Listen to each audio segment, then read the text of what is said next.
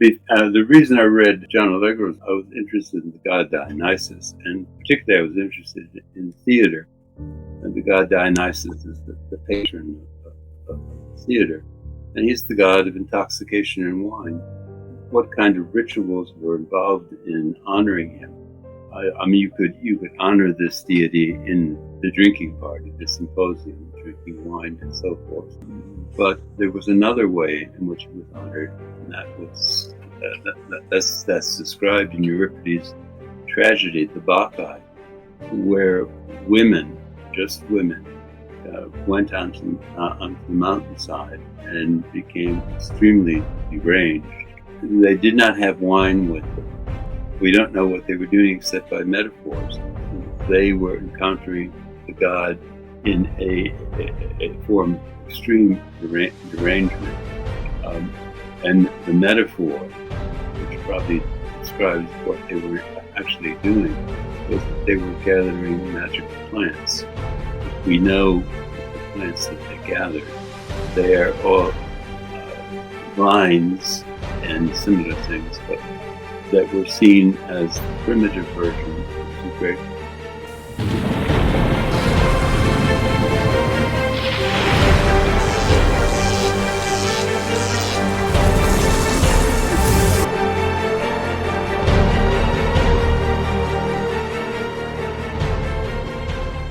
We are MythVision. Welcome back to MythVision Podcast. I'm bringing a legend, a living legend.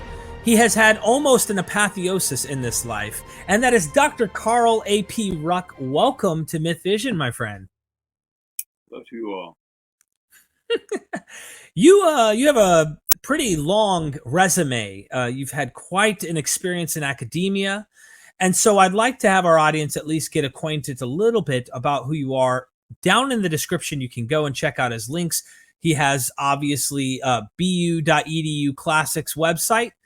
There's another one here that I found is just going into more detail, if you will. He has a PhD at Harvard University in classic philology. Hope I'm pronouncing that correct. That is in 1965. He has a master's at the University of Michigan, classical philology, and 1959, and then of course 1955, bachelor's at Yale University, pre-medical psychology and classical philology. Also, all the books. Today we might be talking about Apples of Apollo, the Apples of Apollo, Pagan and Christian Mysteries of the Eucharist. Hopefully we can get into that, but we're needing a little background. Go get a couple of his books. Is there any other way people could support you? So by the time they're done with this episode, they're like, this guy's great. I really want to find out more. Well, actually, there's a bestseller book that just was released about a couple of years ago by Brian Morarescu, who has brought all my lifelong investigations to the forefront in a journalistic approach. And he's gone over my evidence and come up with new confirmation of it. So most people would probably find that a good introduction to what I've been doing. It's The Immortality Key by Brian Morarescu. Yeah, I know all about it. I've actually listened to it on Audible, and I plan on doing an episode with Brian at some point.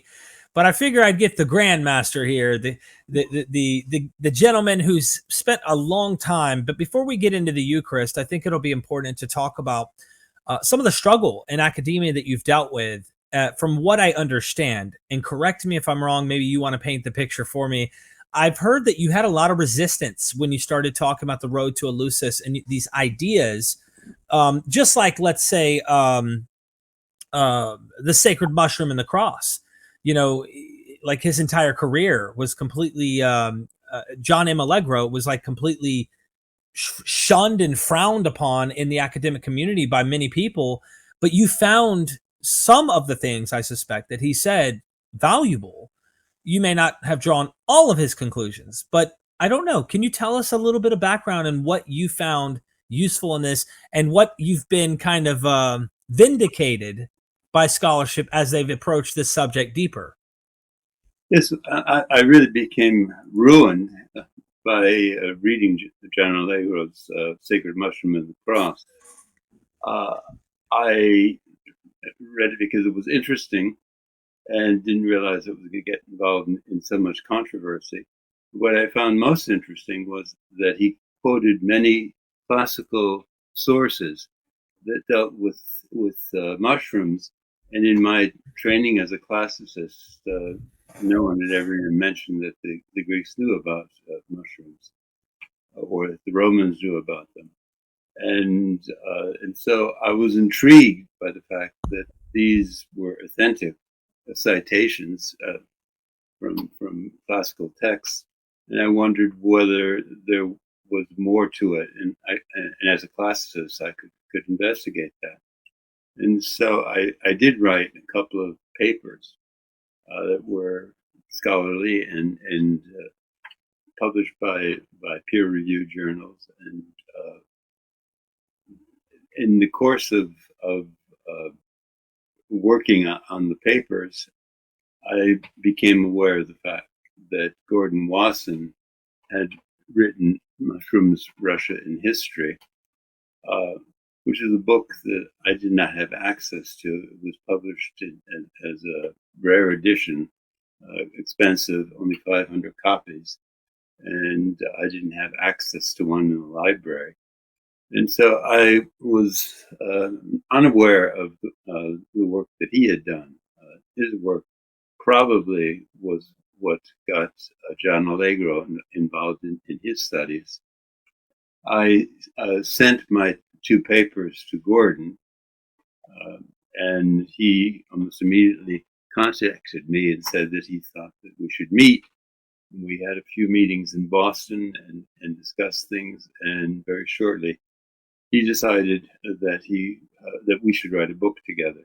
So I became involved with Gordon Wasson through John Allegro, and I didn't intend to get involved in the controversy about Christianity from the very beginning. Good idea, that was. It was enough trouble just to bring up the subject of mushrooms in classical antiquity, which really wasn't that controversial, except that my work involved, I was interested in the god Dionysus, the god of intoxication. And by working on these topics, I argued that Greek wine was not what we can have reconstructed it to be. Everyone knows that the Greeks drank their wine diluted with water, red wine diluted with 3 or 4 parts water. And anyone who's had a glass of red wine and think of putting 4 times the same amount of water together would realize it would be a very insipid drink. It would lose its taste, and it certainly wouldn't be very intoxicating. And the going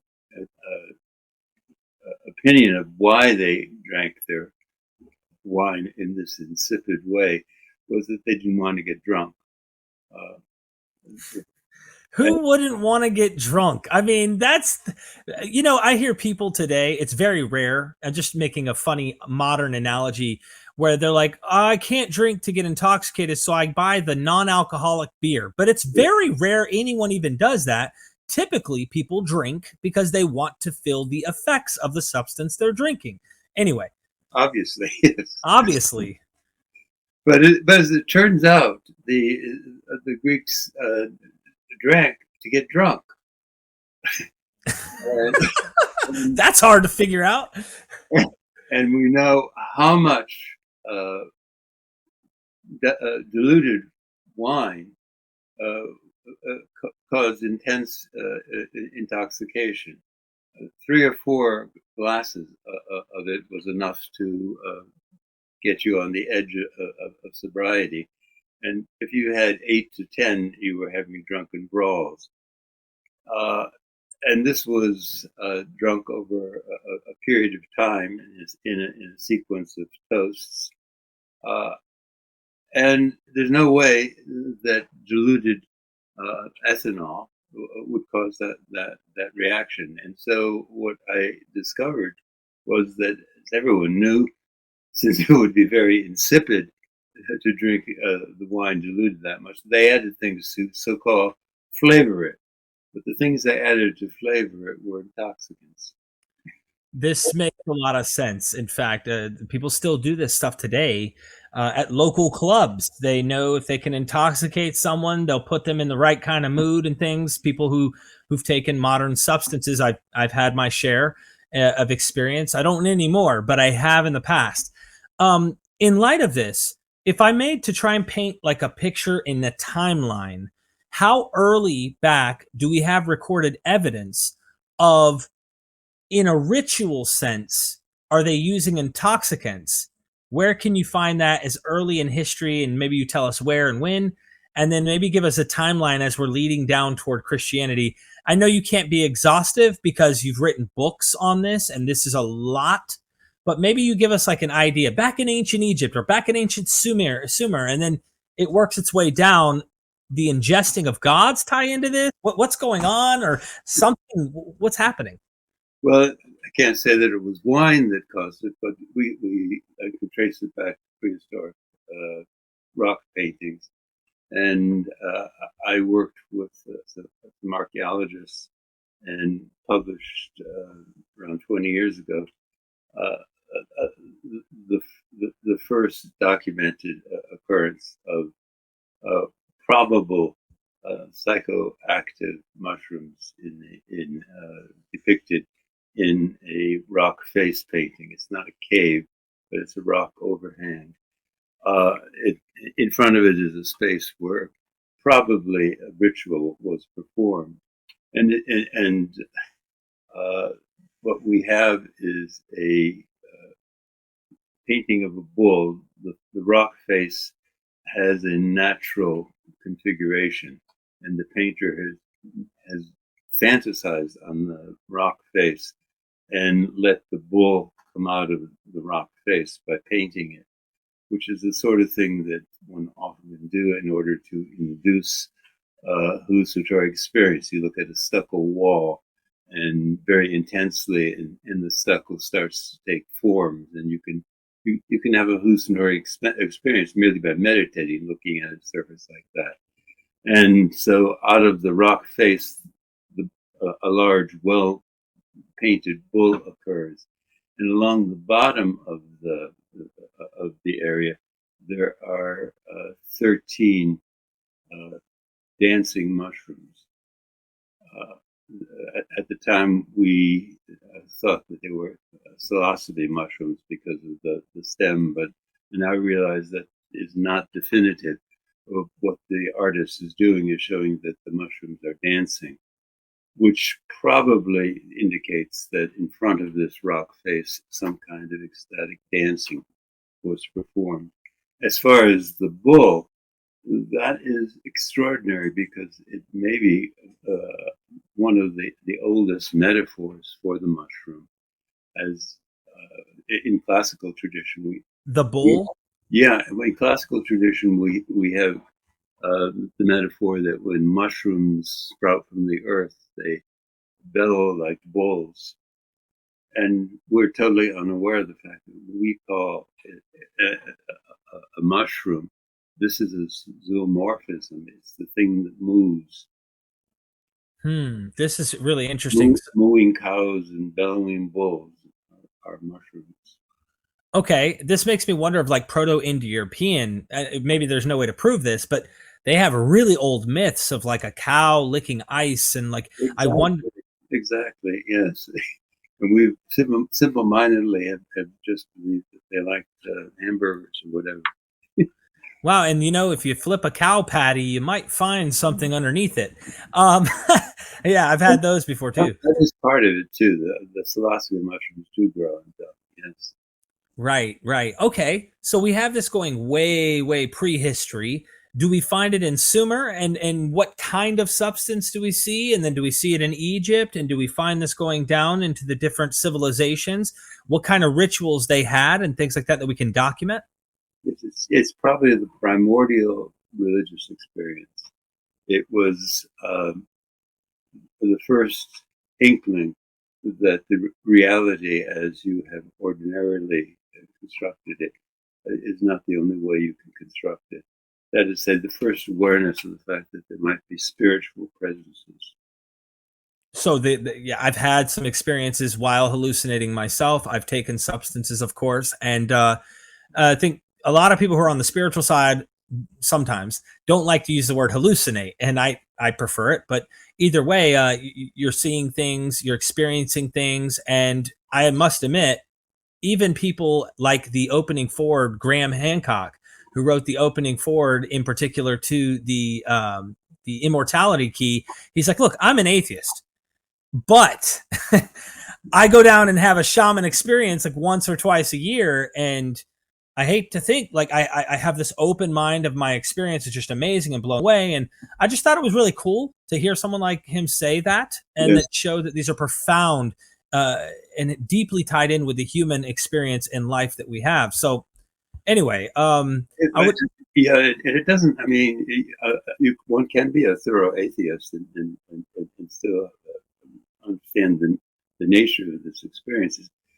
I mean, when you say or when I say that you're encountering spirits or gods, that doesn't mean to say that that is really what you're encountering. What you are aware of is simply that the physical entities that you have thought constituted reality are not the only way of constructing what your perceptions are. Kind of like I did an example the other day, and I'd asked somebody, "Can you imagine an elephant in your head?" Yes. Is that elephant real? Well, in my imagination, okay, yeah, that's an alternative experience that you can dive into. The only difference is I'm just telling you to imagine it. There's a whole realm of an experience that you can go into with that, and these help us enter into those types of things throughout history. But we're doing it in a ritualistic way. So, from what I was told, and I correct my logic here if I'm mistaken, I was told that in the Osiris cult, that they would eat the bread or the flesh of the god and drink the beer instead of wine. It was beer, Yes. and this was the blood or the life-giving blood of Osiris. Yes. How far back does this tradition go? And correct me if I got any of those substances messed up or incorrect. No, the Egyptian material is another example of the same metaphor.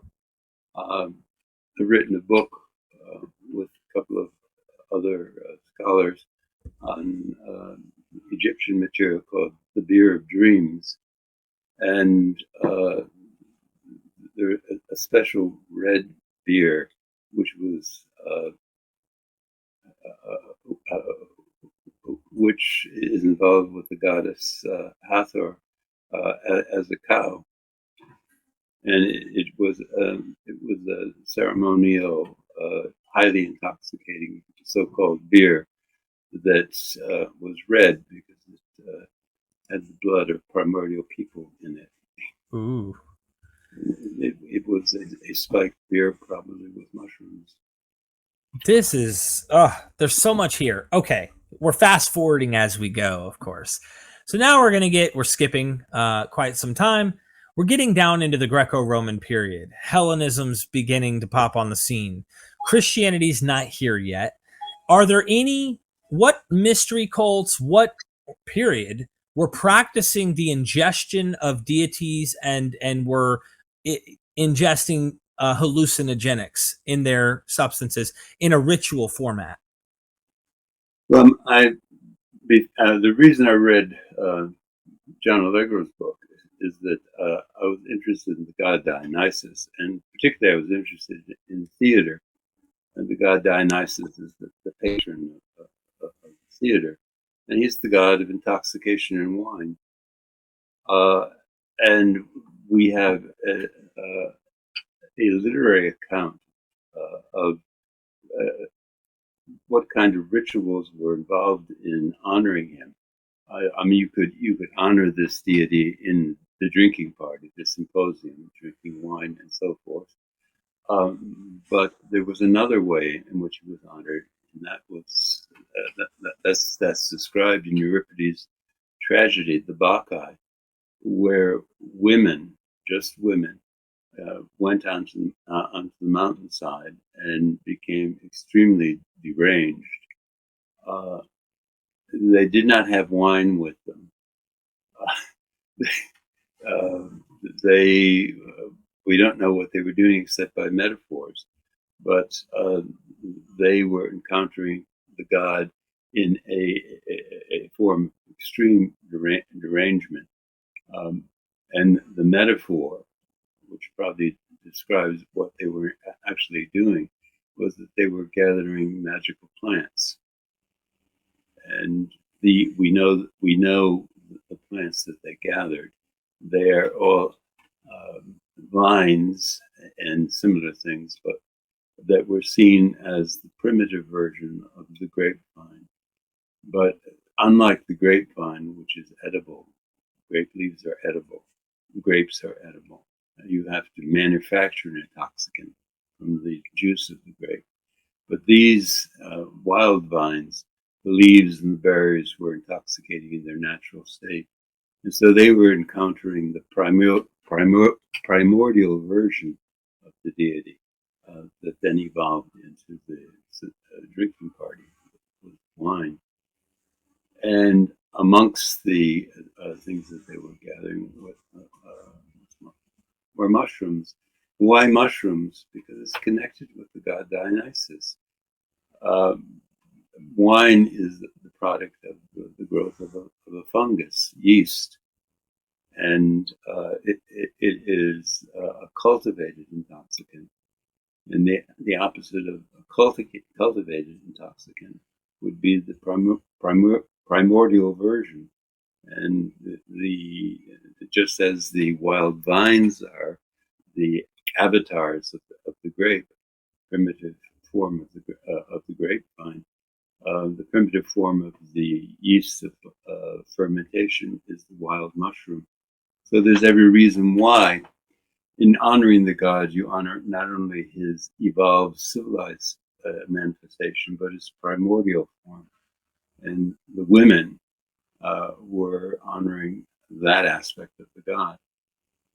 Have you ever read Dr. Dennis R. MacDonald's works? I haven't, no. Oh, I think you would cherish his literature. He has a book, this one right here, and it's called The Dionysian Gospel. Oh, yes. And it's about the fourth Gospel of John and how he believes that there's multiple strata to the development. There's been like redaction or editors that have edited John. But in it, he shows over and over connections with John and Euripides the Bacchae in a literary imitation form, that there's a connection between the two. But he goes even further, too. He also connects this to ancient Greek literature, Homer, the Iliad, the Odyssey, all of this fun stuff. But in particular, he shows commonalities between the figure of Jesus in this gospel and, of course, Dionysus. So you're well aware, the miracle of turning water into wine, all of these things. I am the true vine. These are clear imitations that would give you a visual. Yes. Yeah. I think you'd really love this work. The Dionysus myth is so close to Christianity that the ending of our text of Euripides Bacchae is mutilated in the manuscript, but it's been restored because in the Byzantine period, a writer lifted lines from Greek tragedy in order to tell the story of Jesus, of the suffering Christ, the Christos Patiens. And he lifted lines from Euripides Bacchae, which scholars have identified as originally coming from the Bacchae, and they've been then restored to Euripides' texts. Ooh, this is interesting. Okay. Let's take in light of these ritual acts where there's a substance involved and it's more than just intoxication with wine. And we now are trying to look at the New Testament. I've talked to some academics who want to kind of reject the idea that there was no chemical substance beyond just regular wine, which would intoxicate you if you drank enough. But there's like this growing suspicion that there's something more possibly going on. And of course, we go back to like the immortality key, your book, The Apples of Apollo, which I highly recommend everybody get. This is a wonderful book. It goes into a bunch of different poetry and just showing you these ideas. Let's start with the conclusion and then have you build up your case. Do you think that the Eucharist is more than just wine? Is this a hallucinogenic experience in your estimation? I think that for certain groups within Christianity, it was a mystery initiation, which induced an actual alteration. Do you think Paul, with his visions, with his experience of Jesus, may fit that category? He was either schizophrenic or he had a mystical experience. He says that he knows a man in Christ. He's obviously referring to himself, but he self-deferentially says it as if it were someone else who was caught up and taken to the seventh heaven and heard words that were of a mystery. And so that is a description of a mystery initiation. Or, as I said, it was schizophrenic. Yeah, I kind of wondered what your thoughts would be. It's not required or necessary, but it is interesting to think about. Now there's an agape feast that I hear about. The early church is mentioning this love feast, this agape feast that's happening. I think it's taking place in Ephesus in Asia Minor. I'm not sure. Do you see connections to that in the mystery cult? It was the general term for the early Christian meetings, yes. I thought this also had a term, this agape feast was something that predated what we see as Christianity, but was also found within like mystery cults and stuff. The paintings from the catacombs depict a banquet for the dead person who was there, and some of the paintings have a toast to a female called Agape. Some people have taken it to mean that the name of the dead person was Agape, and it was a woman named Agape. But it probably is an indication that in the catacomb they were having a secret Christian ritual. It's generally taken to indicate, I mean, the catacomb paintings are taken to indicate that the Christians hid from persecution in the catacombs. That is the most stupid way to hide. Since people knew they were down there and they were all together and very easy to catch if that's what was involved.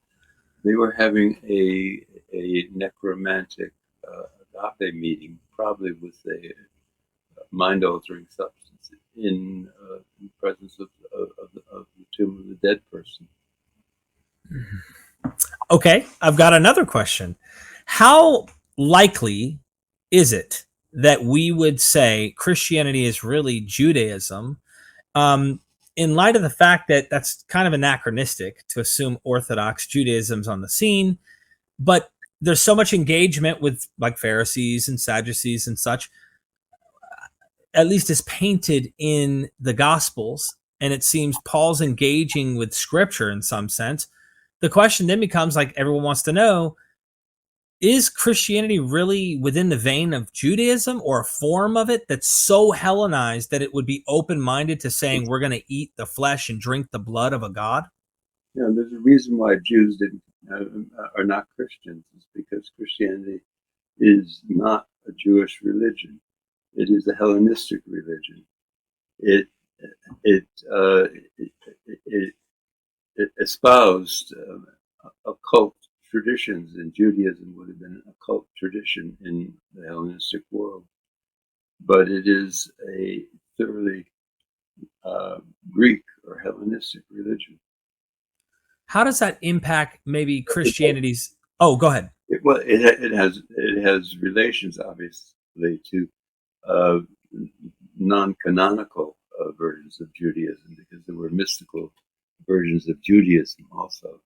So this is a Hellenistic adaptation of esoteric Jewish mysticism, which is not mainstream Judaism. Right. How does this impact the origins of Christianity in your look? I mean, I talk to all sorts of academics all over the place, and I'm kind of wondering, they'll say, well, it started off as like a strictly Jewish movement, and this Jewish movement was very obey the commandments, follow the Torah, all of this stuff, as you're seeing in the Gospels. But then it eventually gets out to the Gentiles, and it seems that then at that point you're finding this more open, inclusive message. How do you see the origins of Christianity?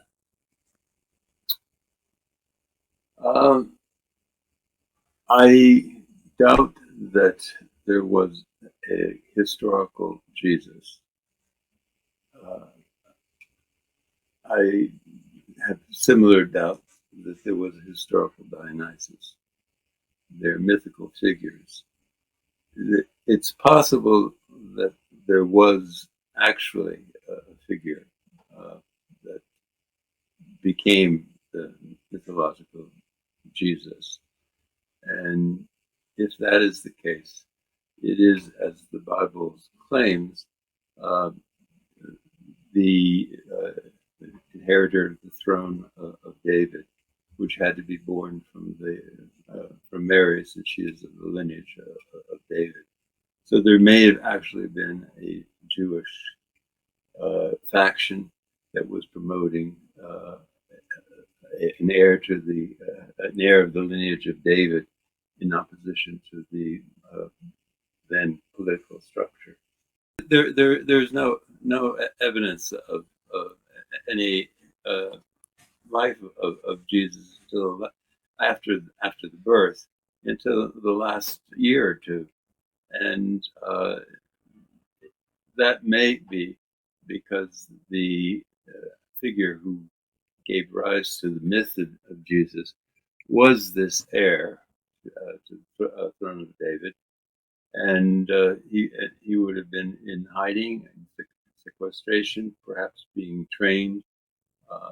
And it's possible that a locale for that seclusion would have been the Essene community, from which we get the Dead Sea Scrolls. Yeah, that's a very interesting take. If I were to dive into Allegra's theory that Jesus is kind of, or the Christ is kind of this mushroom experience, do you you may not follow that it's a mushroom, but what is your take on that? I feel that Allegra's error was that when he, as he thought, proved that Christianity was a mushroom cult, that proved that it wasn't a valid religion.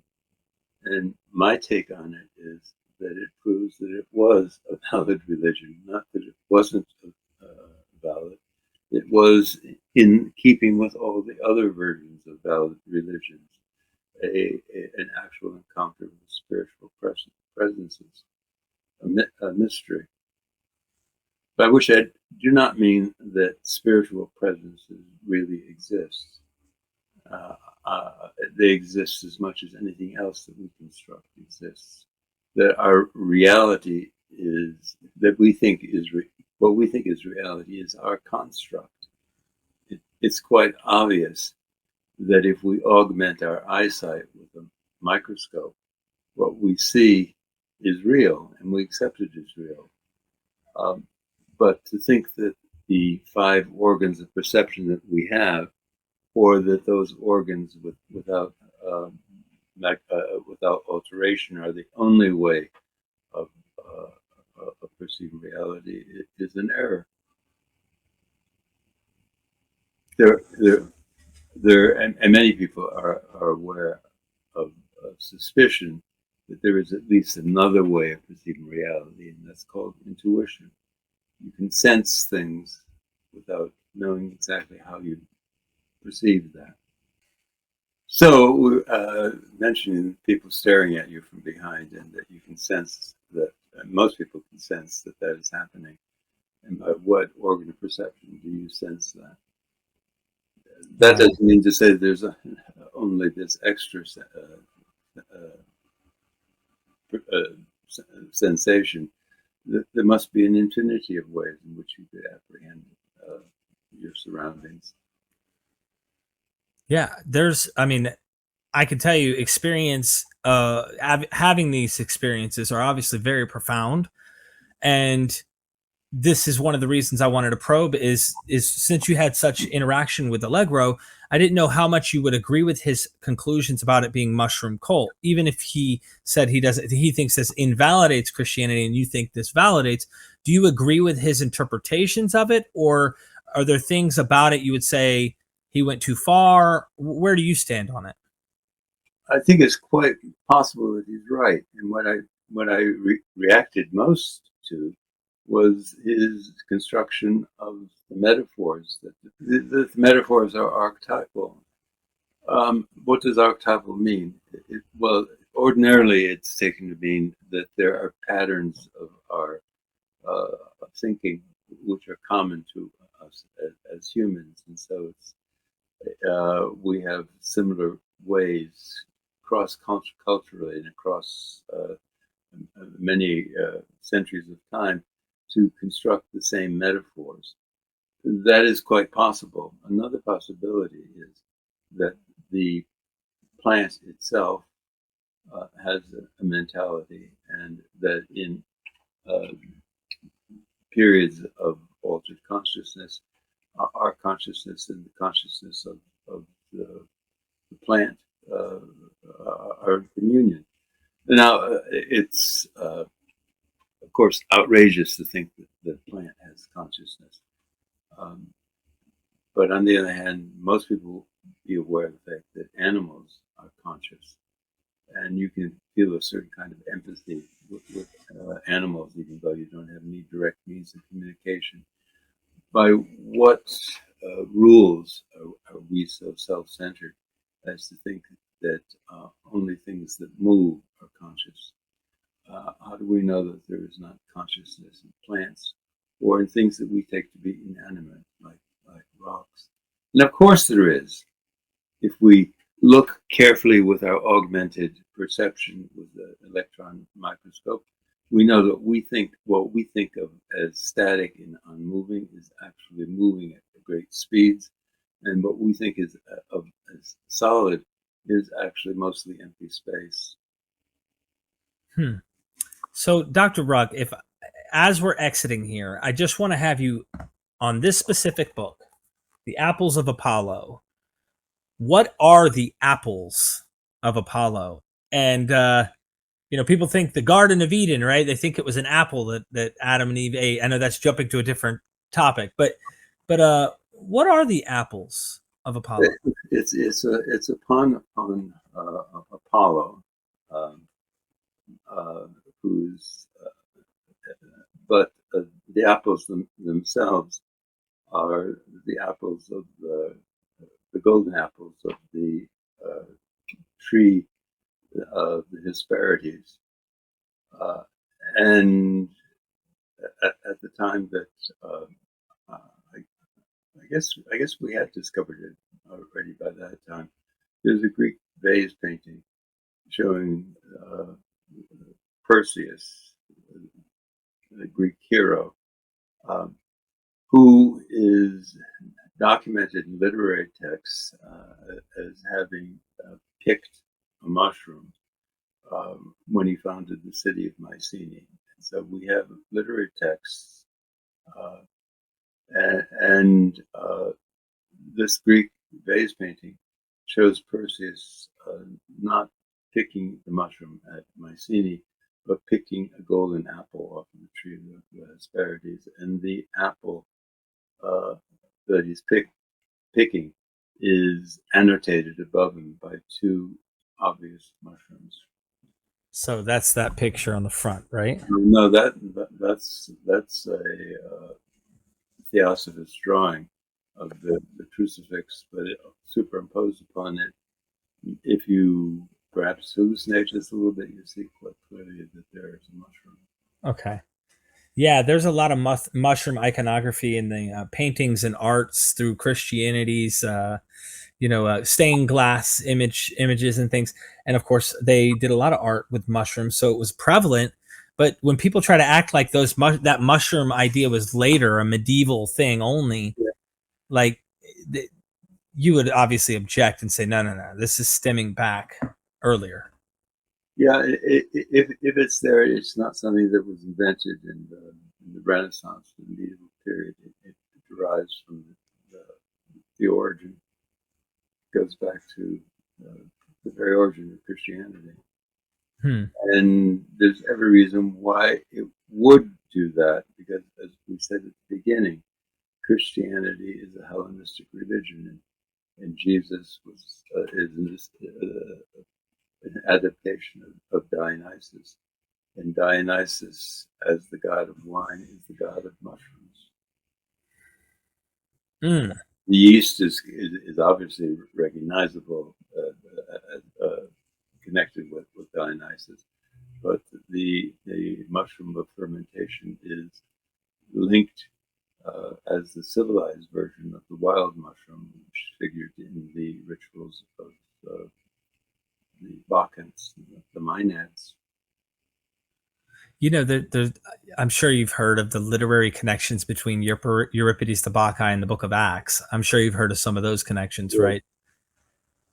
In one of our books, Dionysus and Thrace, the cover reproduces a vase painting where a person is offering to a priest as a substance to be added to the wine, which is also depicted in this vase painting, being mixed, and what is being offered is a mushroom.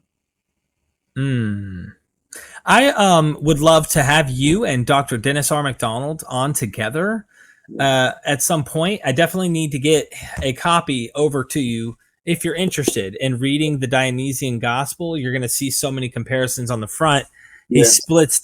He splits Dionysus, of course, in half, and Jesus, and but there's so many comparisons from Son of God, being a son of God, a child of God, wild birth narrative, situations. One is a virgin birth, and the other one's conceived by Zeus himself. Really weird. The bosom of the Father, like you kind of wonder if there's some Abraham's bosom.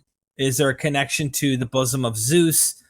Here with Dionysus, or there's a lot of things to consider, that they don't recognize him as the son of God, Pentheus, and he gets ripped apart by the Maenads, and that experience where the bright light in the Maenads capture him when he's hiding in the tree. This might actually be an imitation of Paul or Saul's conversion, where a bright light comes, and there's probably what he calls eclectic mimetism, which means there's more than one literary source being used in this narrative. Because when it talks about Paul saying, Jesus says, Saul, Saul, why do you persecute me? And he's like, who are you, Lord? Yeah. Well, that's a literary lift from when King David was running from Saul. And he says, Saul, Saul, why do you pursue me? Same Greek word for persecute and pursue. So it's lifted. But the bright, blinding light and this experience of Jesus could have destroyed him according to the narrative, but he shows him mercy. What happens in that situation is the bright light appears to Pentheus and the Maenads rip him apart. Dionysus does not show him mercy. So there's this possible literary comparison going on. And I think you'll enjoy the book in many ways. Yeah, definitely. This has been a blast. There's so much you have in your works that we really could uncover and dive into. Narratives, different cults with different ideas, different gods in the Greco-Roman world. Of course, you're a classicist. You are an emeritus, correct? Yes, I haven't retired. Oh man, that's amazing. So you're still trucking.